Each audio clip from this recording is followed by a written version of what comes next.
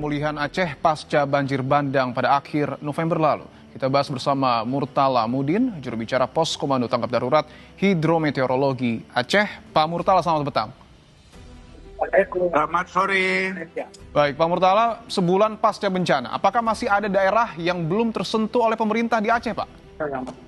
Kalau yang belum tersentuh sudah tidak ada, cuman kan belum maksimal. Ada beberapa daerah yang jalur daratnya masih belum bisa dilalui kendaraan roda 4. Akses yang putus, Pak, di Aceh?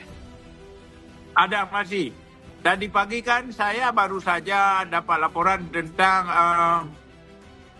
namanya Rantau Bidari di Aceh Timur itu harus sekarang karena jembatan sudah putus,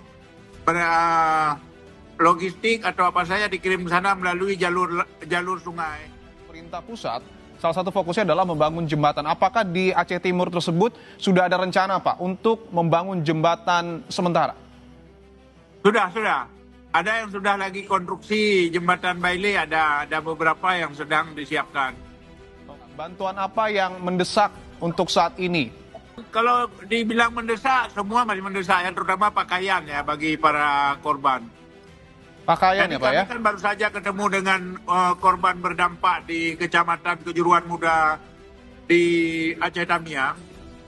Itu mereka terutama yang laki-laki kan ketiadaan pakaian, masih kurang pakaian.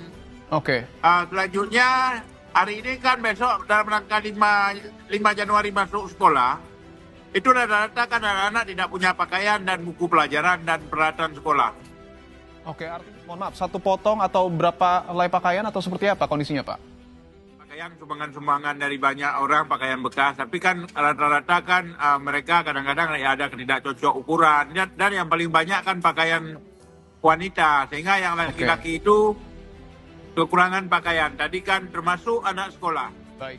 Terkait dengan air dan listrik, Pak, apakah sudah semuanya terpenuhi di Aceh atau mohon maaf, kondisi malam hari masih gelap gulita? Kalau secara umum sudah terang, sudah daerah, tapi daerah-daerah yang memang berdampak parah di Tamiang, bahkan di pinggir kota itu kan masih ada yang terputus karena jaringannya kan juga sulit.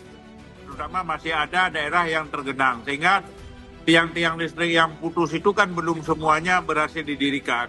Oke. Soal bantuan asing, Pak, yang sudah dipersilakan dalam tanda kutip oleh pemerintah, apakah sudah ada yang masuk dan bagaimana tanggapan Anda? Soal bantuan asing sebenarnya melalui lembaga-lembaga asing yang berkantor di Indonesia seperti Save Children dan lain-lain, Plan, Humanity, ada kemarin di awal-awal ada 19 lembaga asing yang sebenarnya berkantor di Indonesia kan memang sedang membantu. Tapi kalau yang dari luar umumnya seperti dari negara-negara tetangga tempat banyak perantau Aceh, umumnya kan mereka mengirim relawan, mengirim orang-orang itu dan kemudian mengirim uang untuk belanja di sini, itu rame. Oke.